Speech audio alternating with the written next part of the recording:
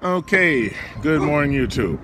Before I get my iPhone 6s, I guess this will be one of the final few videos that I actually do using my iPhone 6 Plus 128 gigabit. And as you can see, this is a 2016 Cadillac SRX. 2016. I'll even show you the registration just so you know. See this? 2016 Cadillac SRX. Now, these cars are classified as Suburbans, S-U-B-N, when they approach a certain size. The Dodge Magnum, strangely enough, was classified as a Suburban rather than a car because of its third row back. When you have a large third row or you're a certain height, you get classified as a Suburban. This is New York State registration, so some states, I don't know how they do it. They probably do it the same. One of my family members has a 2009 Cadillac SRX. And the thing about the Cadillac SRX for 2009 is it had that third row. Now, some people would say, oh, but that third row was cramped. Well, you couldn't get adults back there, but it was just fine for small children.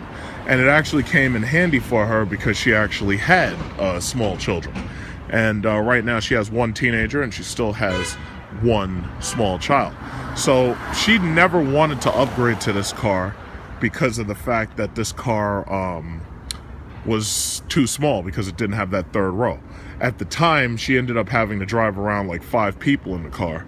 But she never wanted to upgrade to this car because they lacked that third row back. This car, the SRX, used to actually be a better car in 2009. I drove her car a couple of times. It had a V8 engine, had all-wheel drive or rear-wheel drive, but her car was actually rear-wheel drive when she bought it. And the car actually drove fantastic. It drove like a rear-wheel drive small car. And it actually had fast steering, which I guess they had derived from the CTS of the time. And it was actually a really, really impressive car to drive. But what they've done is by chasing the Lexus RX series, they made this car less American and they made it more Japanese. They made it smaller, they made it tighter. And while they did improve some of the interior space by taking that engine and mounting it in a certain way, you know, it was like they improved the leg space, but ultimately what you did, you lost a lot of that third row. So basically, this is the key for 2016. This, as you can see, there's auto start, door unlock, door lock. This is the front of the car.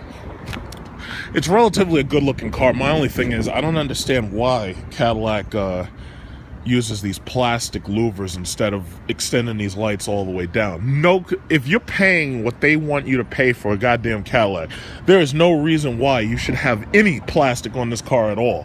I mean, see, and that's ultimately the thing. Like, there's a guy named Caddyman who comments on all my videos, and he always criticizes me. The only reason why I don't block half of these assholes is simply because I'm determined to make them see what I'm talking about, and I'm determined to make everybody else see what I'm talking about.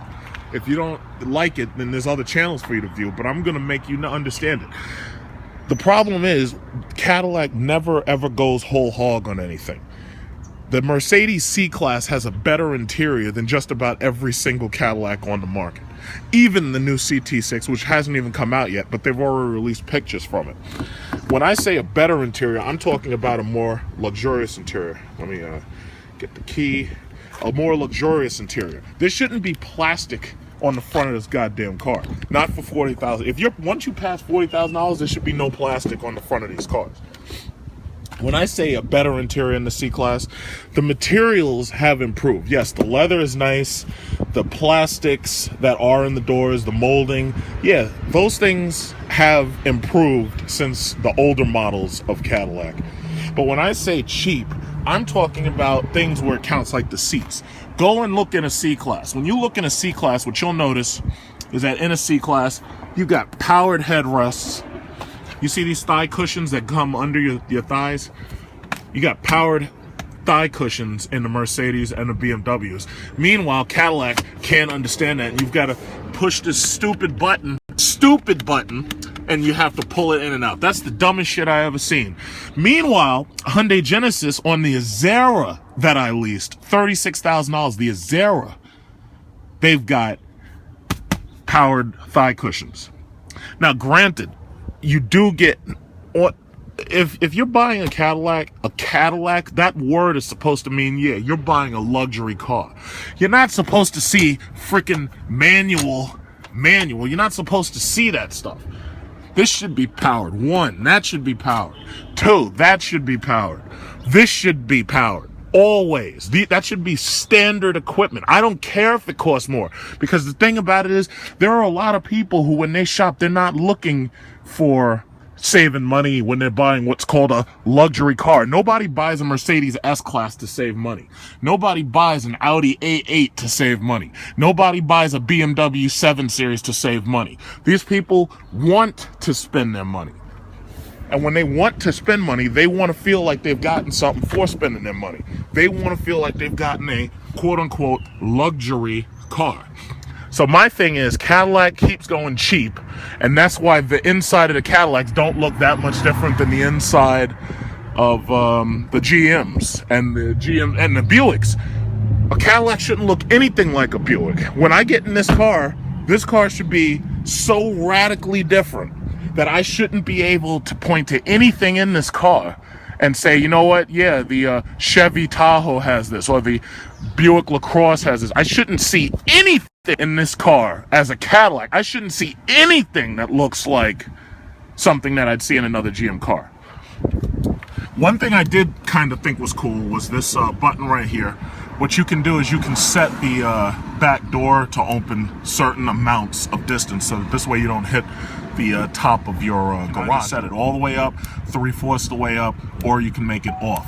Now I can turn it to max, push that, and as you can see, back door opens up. Now this is pretty well done, so they have mounting systems and brackets and everything, lug nuts. Yeah, spare tire. A lot of these companies don't want to give you spare tires anymore. I don't know what the fuck that's about. A spare tire shouldn't even be more than a $200 thing. But a spare tire should always be included with these cars, especially if you have cars that run low-profile tires. When you have cars that run low-profile tires, the possibility of damaging that tire is much, much higher.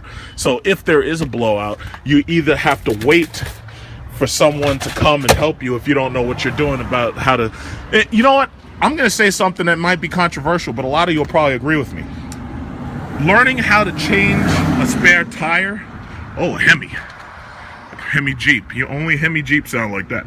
But anyway, learning how to change a spare tire should be part of your driver's ed license. Learning how to change a spare tire should be part of your driver's ed license. You should not be allowed to get a driver's ed license unless you know how to change a spare tire. I think that should be part of your driver's ed license. Not only should you know how to change a spare tire, they should also make sure you understand about changing oils and fluids at intervals, so this way nothing ever happens to a car. Right here is the button that allows you to push the hatch back. So pretty much all of these cars have the auto trunk close and everything. So it automatically closes. And I think there's also sensors that make sure that if your little child's head gets stuck in there, it will stop closing rather than cutting your kid's head off. Always look out for the children. So anyway, what do we got next? Okay, the pull for the hood release. I would assume the pull for the hood release is right here somewhere. I don't see it. Oh, wait, is that it? Nope, that's not it. I can't find it. Oh, here it is. Yeah, it's a slide panel. Yeah. So, as you can see, we're dealing with one of these gutless, shitty engines. GM has lost their balls. That's why right now the... Hey, Caddy Man, are you listening?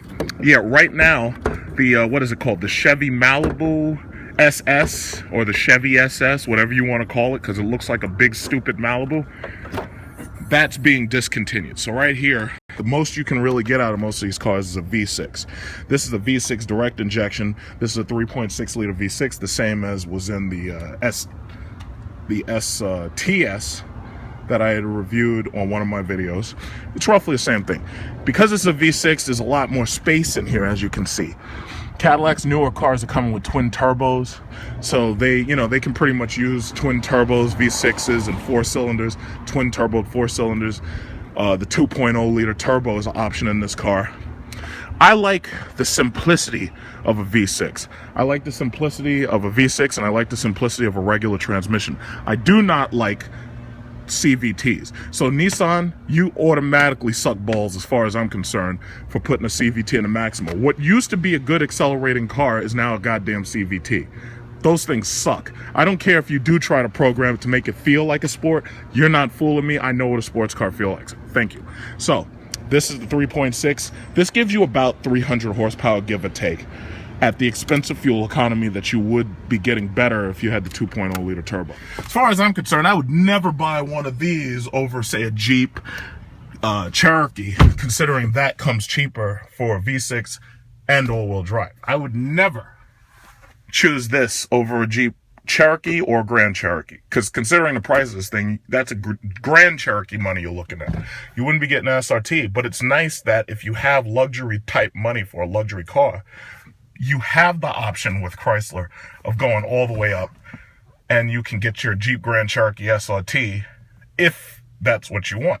But optional engine power is what I'm looking for. If I don't want the 6.4 liter V8, I don't have to get it. I can always get on the gas pedal. As you can see, there's only 245 miles in the car. You step on the brake pedal right here. You push the power button, the car comes to life. Now, this car is equipped with the BLS warning system. Now, and this is what Cadillac just keeps making me angrier. They have a system in the seat which basically boots you in the ass to let you know that another car is up on your side. Caddy man, this question's for you. Why would Cadillac be so stupid as to develop a system in the seat that hits you in the behind with a motor, but not give you massage seats? If I'm an old person, I want a lumbar massage, but I can't get it because Cadillac said, oh, well, you know, we don't need lumbar massages. What we need is we need a system that kicks the driver in the ass every time somebody drives up on your side. My car has the ability to beep if somebody gets into your side and the car thinks you're about to run into them. My car just beeps at you. What the hell do I need a goddamn a motor to kick me in the ass for? I don't need that. I need a massage seat that cools and heats. Cools, heats, massages. It's just that simple.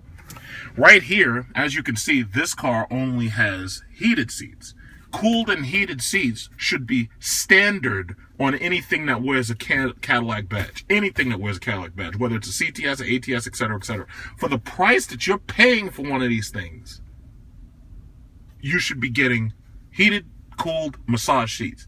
So, Caddy man, before you make some stupid comment about why they don't do it, let me tell you like this. If they want to improve their sales instead of letting Lexus take all their sales or Hyundai take all their sales, then they need to have it, period. They need to have it, period.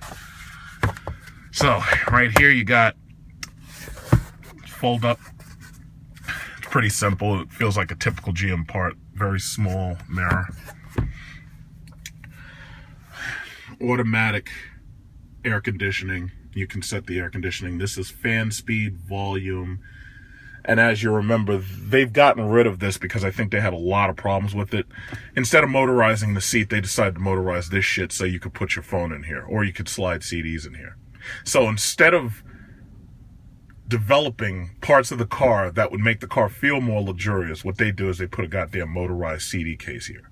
Now, I'm not saying that you can't have the CD motorized. What I'm saying is the seats should have motorized headrests, and they should also have motorized thigh rests. But naturally, Caddy man will say, oh, well, they don't need that. No, I think they did.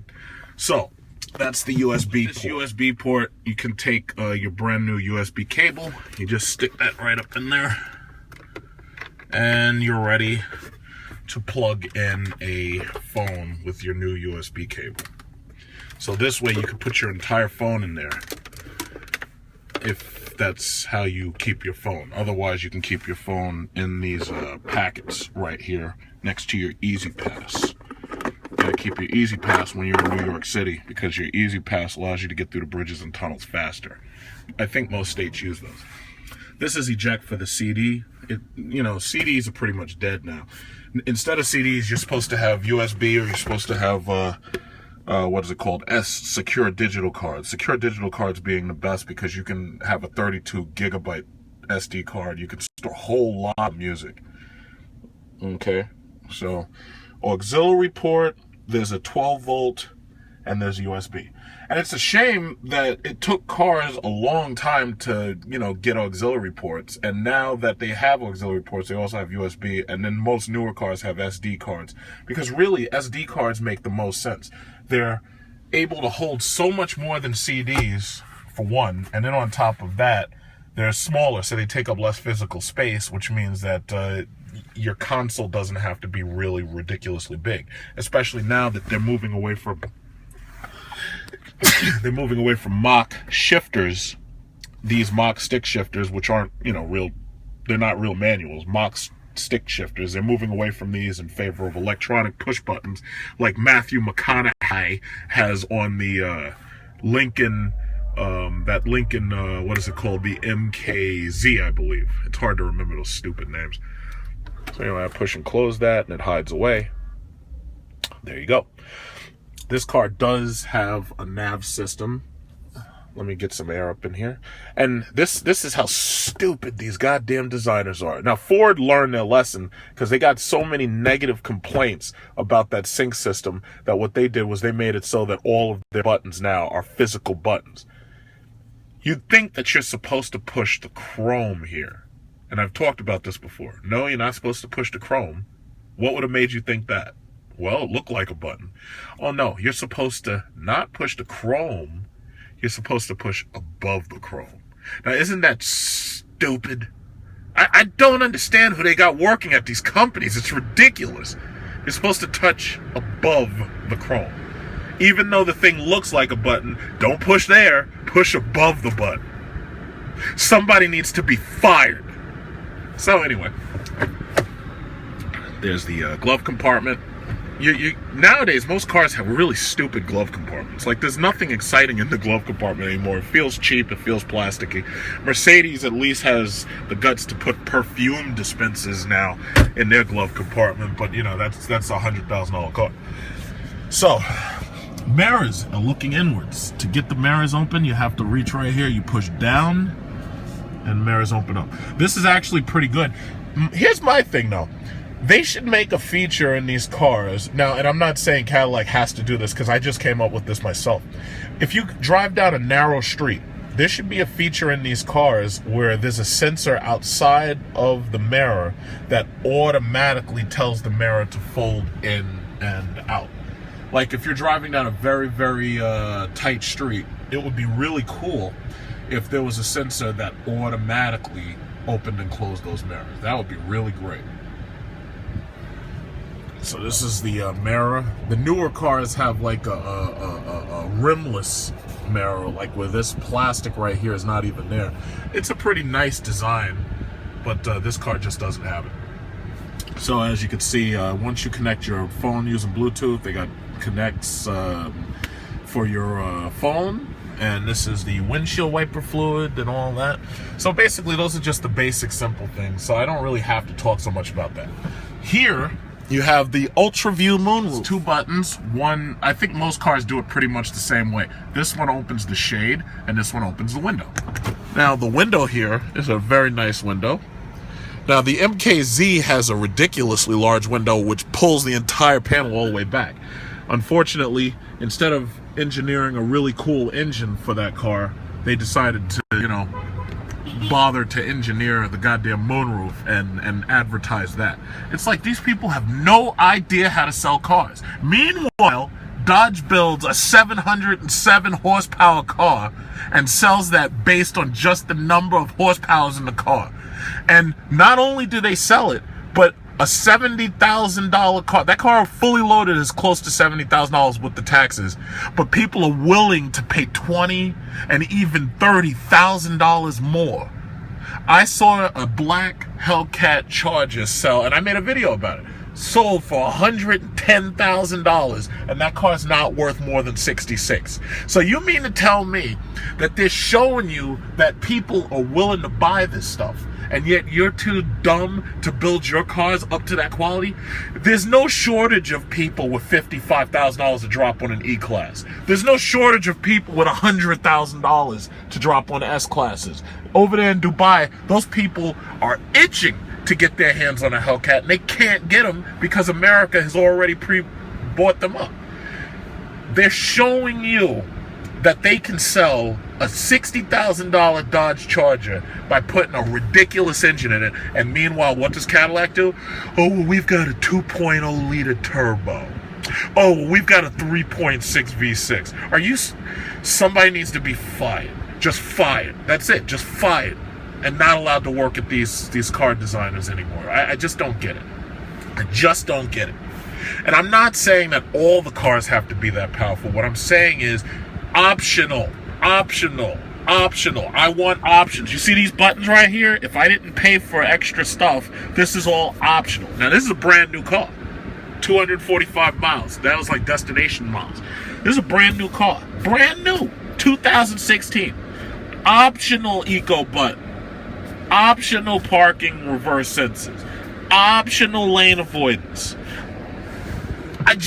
Optional navigation system.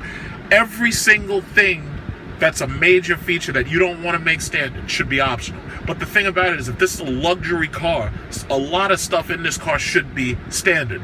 But as for options, I should be able to get an optional V8 in this car. The same V8 that was in that SRX from 2009, I should be able to get that in this car. But the mere fact that I can't get it means that Cadillac, you're making mistakes. Bottom line, you're making mistakes. What's the weather? Look at that weather. Let's see. And that's another thing. You push on the things, it's a little bit slow. So as you can see, I've got the New York navigation. It is partly cloudy, 62 degrees, 925. And it looks like it shows you, what the future weather will be like at 3 p.m., 12 p.m. So that's actually pretty nice. This part of the car is pretty nicely designed. As far as navigation, let's see how hard it is to open a location. So you got the street map, and let's see, destination.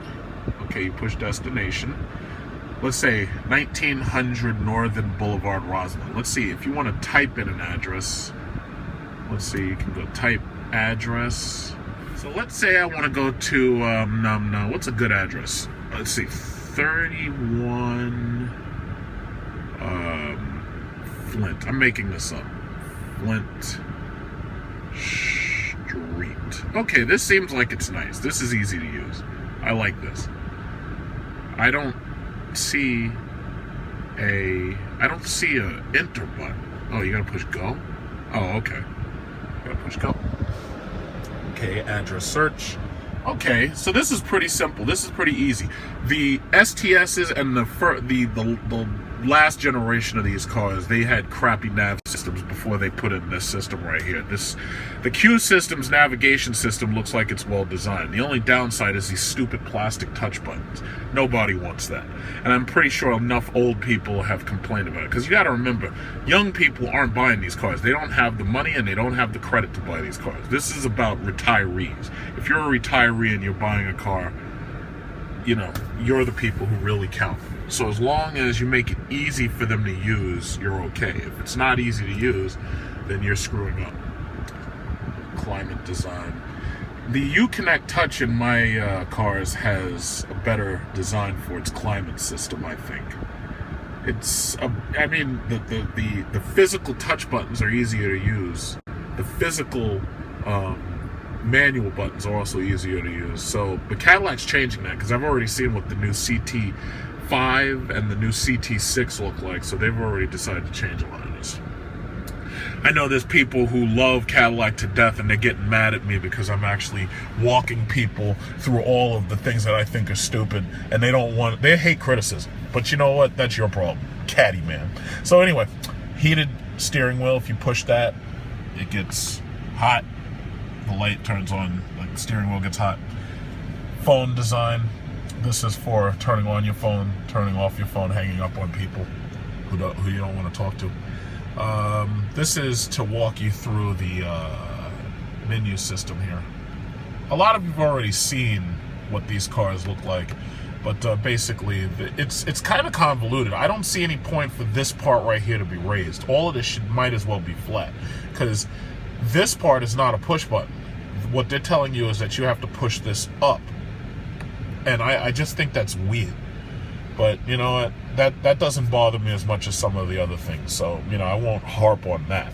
And as you can see, this is your lane avoidance button, and there's a lane avoidance light right here in the dash. As you can see, that's a sensor. Those light sensors are there so that if it starts getting too hot, the car knows to turn the automatic AC up and also knows how to turn it down. Okay? It says oil life is 95%. So that's good. It, you know, it keeps track. It lets you easily know, you know, things that you need to change and this, that, and other. That's actually pretty good.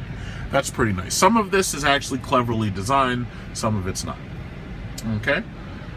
So that's basically it. It's a very plasticky interior, the same shit you'd see in a Buick, and you know, there's decent leg space. You know, crossovers are all about more vertical height, so we get, you know, taller ceilings, and we get slightly more leg space. So crossovers are outselling a lot of four-door. About it is the hatchback is a feature that actually a lot of people actually like. The problem is a lot of Americans don't like the word wagon. So basically, a crossover is just a really big wagon. So let me set my mirror here. Set the mirror here. Okay. And that's it until you're ready to drive. You just set your mirrors and you're ready to drive. Rolling with the windows open, so this way you can hear the lack of a nice powerful engine. But okay, since I criticized enough portions of the car, let me talk about the good about the car. The ride, even over horrible New York City roads, is actually pretty smooth. The steering wheel gives you plenty of leg space. The seat gives you plenty of space if you're a larger driver or if you're a smaller driver. The leather inside this car is as comfortable as the STS. I kind of like the seating position of the STS a little bit more, but this car is passable. I don't really have a problem so much with the seating position. If I was going on a very, very long drive, this is something I could see myself doing a long drive in. Personally, I don't think there's a better car to do a very long drive in than the Mercedes-Benz S-Class. And I'm planning on, as soon as I get my brand new, as you can see, the light comes on when it thinks there's some car near you. But these cars are actually pretty far away. There's really nobody on my side. They're pretty far out there. So the sensors, I guess you could call that a little bit sensitive. So anyway, when I get my iPhone 6S Plus on the 25th, I'll be doing my first 4K video, probably of a Mercedes S-Class that we had leased. Okay, a lot of traffic here. So let's see some acceleration, okay? Let's see some acceleration, right? Ooh, wow. Feel those V6 horses. Wow, it feels so racy. Wow, you're blowing my hair off. Wow. Wow, feel how racy that is. 70 miles an hour. It takes a long time to get that high. Jesus Christ, that takes a long time. So, you know, if you're a soccer mom, yeah, it's not too bad. Because, you know, most of these people are really driving slow anyway. A lot of these people aren't really driving, you know, not that fast anyway. But my SRT would have dusted this goddamn thing. I had my foot to the floor. Now, right now, I'm at a stoplight, so I'll do that one more time just to give you an idea about the acceleration. But the one thing I will say is the V6 acceleration feels better than the 2.0 liter turbo acceleration. Okay, let's give that one more try. Let's give it a try. I'll wait till the light turns. But the 2.0 liter turbo, because it's a turbo, it doesn't give you that impression that it has as much power as the V6. It will get you better fuel efficiency, but some people, fuel efficiency isn't the first thing on their mind. So that engine drone can be pretty annoying. All right, here we go. Whoa! Oh my God, that's just 40? Man, my car would have done 40 in 2 seconds. All right, that's a long ass time to 60, isn't it? That's a long ass time to 60. So, you know, there you go. That's your acceleration in the Cadillac 2016 SRX with the V6 3.6 liter V6 direct injection. It's not very exciting. The car does ride smoothly. The car does handle fairly decently. There must be a badass out there. Relatively smooth acceleration. You feel isolated from the road. Basically, with this car, you really do feel very isolated from the road. And that's kind of a good thing because, you know, if you have bad roads, then you want to feel isolated from the road. Here in New York City, oh shit, come on, guy. Oh, okay, he's waiting for that Honda Crosstour. Honda Crosstour is actually a relatively nice car, but the Honda Crosstour and the Toyota Venza are dead for 2017. There's going to be no more of them. You know, I like it when Toyota and Honda actually create new designs. And I like it when they do new things with their cars. But the Crosstour and the Venza apparently just didn't sell. Maybe, I think it was because the average Toyota Camry buyer is buying a $23,000, $25,000 car, and they're not interested in paying more because many of them can't. Many of them really don't have a lot of money, and they're getting subprime car loans, especially for the Honda Accord. And you know, options like all-wheel drive add about $2,000 to the price of a car, so a lot of them really aren't interested in adding all that stuff. So all-wheel drive and the larger size of the car is going to carry a high premium. From what I remember, the Venza that I sat in was $36,000. $36,000 is a pretty long way away from the 25 or 26 that one of these Camry owners typically pays. So as you can see, ladies, it's easy for me to control this car with just one hand. The steering wheel feels pretty smooth. It is wrapped in whatever material this is. I think this might be faux leather. But whatever the material is, it feels pretty smooth. I guess they had to do that in order to make it so that the heated steering wheel is able to warm your hands in the winter so that it won't be cold. But as you can see, I can control this car easily with one hand. I have no real problems controlling the car with just one hand. And I guess because I've gotten practice, it's easy for me to hold this phone and drive the car without much problem at all. So, as far as luxury cars go, a Buick would have driven just as well. A Buick, the Cadillac, even the GM cars that this same platform is based on, all of these things ride fairly smoothly because you've got big, thick tires instead of low-profile tires. On top of that, you've got these chunky suspension systems. Some of these cars have magnetorheological systems, which have magnets that firm up the ride and soften the ride as demanded. But for the most part, my problem with this car is the cheapness. I mean, look at these door panels. This door is fully closed. There's these gaps. When you get a Mercedes, you don't see gaps like that. You just don't see it. BMW, you don't see gaps like that. And I'll say it again, Hyundai, you don't see gaps like that. Cadillac really, really needs to, they need a better designer on their team. I don't know who they got, because I know that the Chinese helped design some of these cars, since these cars are big sellers in China, and that most of the interior design was based on flower petals. Yeah, I understand that. But the thing about it is you got to do better. I mean, even if you're going to have cheapness and quality like this, still, I should have features like motorized seat cushions. I should have features like motorized head cushions. I should have features that basically when I get into the car, I'm like, you know what? If I had bought a cheaper car wouldn't have had all that. What is in this car that a cheaper car doesn't have? I can't think of anything. I can get anything in this car in a Dodge Charger. I can get anything that I see in this car in a Hyundai Sonata even. Cadillac has to step its game up. Now, they've got this new car called the CT5, which is supposed to replace the SRX. And I'll be doing a 4K video on that as soon as that iPhone 6s comes on the 25th. But obviously I have to wait until Cadillac actually gets the car. But I'm very anxious to see, you know, how they've improved that car, because I really haven't paid much attention to it, and I won't know anything about it until I see it in person, because I'm actually a fast learner when it comes to technology. So hopefully they've made improvements on the material structure. Hopefully they've made improvements on the electronic options. As far as I'm concerned, every single Cadillac should feel like it should just be as luxurious as the price tag denotes. That Cadillac badge, if you're gonna make me pay extra for that Cadillac badge, when I get in that car, it should say, wow, holy shit, look at all this stuff. Motorized cup holders. I mean, I should have all types of stuff.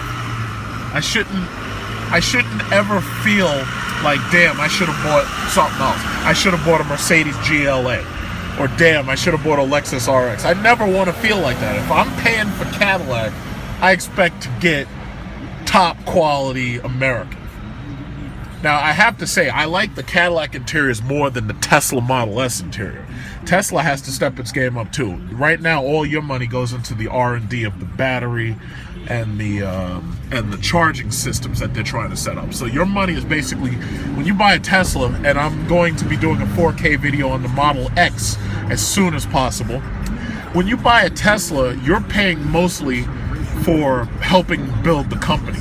And considering I still have shares in Tesla, you're paying to help my share prices go up so that I can become a richer big truck series. You're basically paying to help me. You know, you're paying to help the company, and you're paying mostly to help me, help my shares get up there to $300 per share so I can help.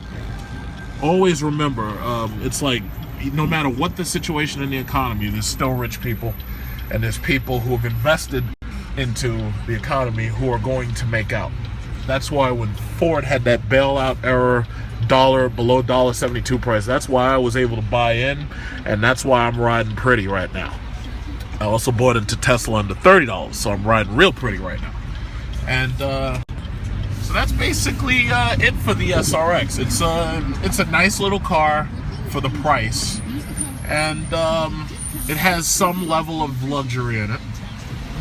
But there's a lot of places where Cadillac should have improved.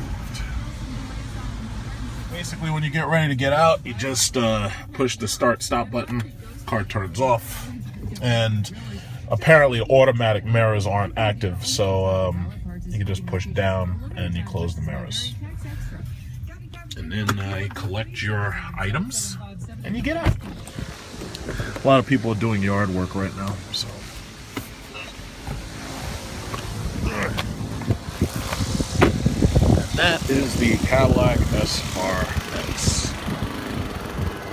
Nice little car, lots of room for improvement. Hopefully the CT5 will be better. It doesn't make sense to buy the Cadillac SRX when you've got this XT5 crossover coming. If you go to the Cadillac website, you could see this car already up there. So basically, the XT5 will be here not very long. It says available in early 2016. So if there's a Cadillac release party or whatever, I'll definitely go to that, just like I've gone to the other ones, because usually they have like wine and cheese and all that. So basically, those are kind of nice wheels. I like those. Those are pretty. Yeah, they like showing pictures of all the people walking around the car, but, you know, I'd kind of like to see what's in it. Okay, so, you know, they have the light strips so that it looks like some kind of special thing is coming down the road. The exteriors of the Cadillacs, I really don't have a problem with. One thing I do notice is that as they get away from the stealth edging, as they move away from it and they return to curved surfaces, their cars are actually starting to look a lot better, because one problem that I have is that their cars look dated with that the F-117 stealth fighter design. Their cars are really looking dated because of that, you know, and the more they round the cars out, the better they look after, you know, time passes. So that's the XT5's exterior, but what they haven't shown is the interior. Now, I'm assuming that the interior, and this is again just an assumption, But I'm assuming the interior of the XT5 is going to look a lot like the interior of the CT6. And earlier in my video, I called it the CT5, but they got these stupid 3-letter naming strategies. I can't remember that shit. And that's the reason, that's ultimately one of the things people don't like buying their cars. It's like you can't just talk about these cars without trying to remember these stupid letters. Meanwhile, if I say Escalade, everybody knows exactly what I'm talking about. Everybody knows what I'm talking about. No matter what part of the planet you're on, everybody knows what I'm talking about. These stupid 3-letter naming strategies. So I'm assuming that the new SRX replacement is going to have an interior that looks a lot like this. So from what I've heard, they're going to have cameras on the outside that take pictures around the car. From what I've seen, I haven't seen anything about massage seats, but one thing you do notice is that they've returned to physical buttons because apparently they've gotten so many complaints. They're also going to have comfort seats in the back where, like, you have valet features. Like, if you were in a limo, you have these features where you got, like, you can, cool and heat your behind even if you're in the back.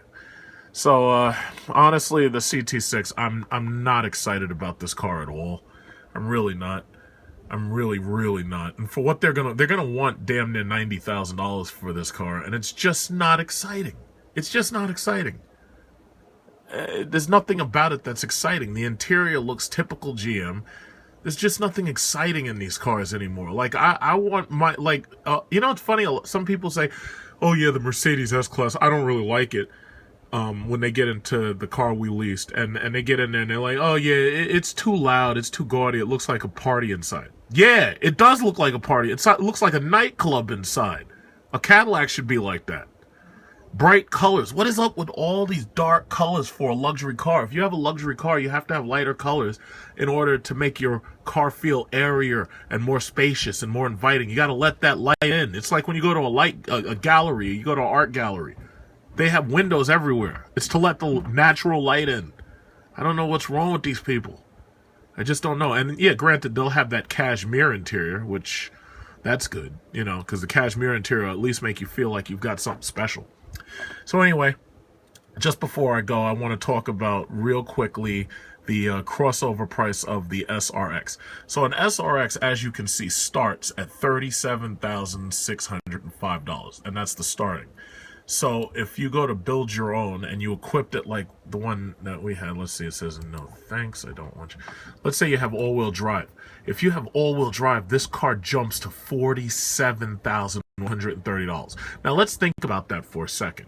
Regardless the other features that they come with, all-wheel drive is usually a $2,000 option on these cars. So this car is jumping from 38 all the way to 47. So you're basically looking at a $50,000 car. So if you get the luxury package, that's $47,000.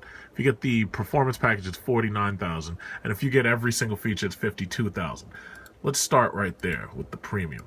It's not, $52,000, that's kind of a lot to pay for one of these things. But $52,460 a month. This is really going to, well, this is a lease. If this had been a finance, it would have cost about $720 a month. Let's see, with the black, standard black, interior is black. Same if I feature out the regular wheels or whatever.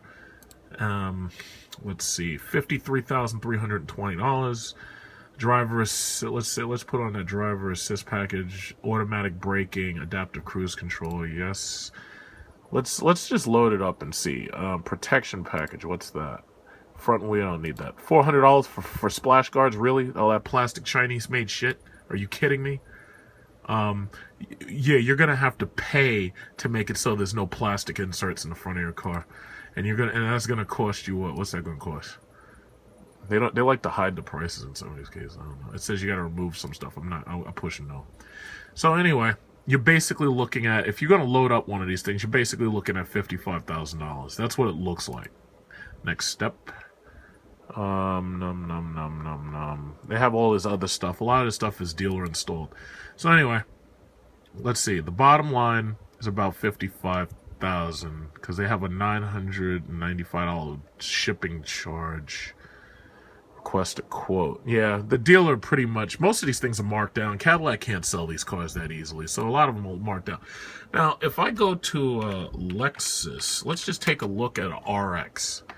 You can do this yourself, but you know, I've got 128 gigabytes of space on this phone, so frankly, I've got enough space where it doesn't really bother me. So let's see, SUVs. Where's the RX? They got all these different silly names and ugly ass cars. These cars are so ugly. These are the ugliest cars. They all look like the Predator's face. They're so ugly. I would never buy a Lexus. I'd rather die than drive a Toyota. And when I say I'd rather die than drive a Toyota, I mean it. I won't be driving any soulless Econo boxes shipped in from Japan. Absolutely not. I'd rather have a Hyundai than a Toyota. I'd rather somebody literally cut my heart out of my body than for me to have to drive a Toyota or a Honda every day. Absolutely not. 40,970. Build your RX. Okay, zip code, let's see, 100, oh shit, stupid thing. Okay, fine, 11411, whatever. Okay, so the RX 350, let's look at the top level. 49,000 for all-wheel drive. That seems to be the top level, 450H. So it's about $50,000. So it looks like one way or another, if you buy one of these cars fully loaded, you're probably paying close to about $60,000. That's what it looks like. The only thing about it is the RX is still the #1 selling crossover because, you know, they don't skimp on interior. Now, the interiors look ugly as sin in God's eyes, but they really don't skimp on features. They put a lot of features into these cars. It says the luxury package is $611,500. Rear seat is $406,000. You see that? And now look at that.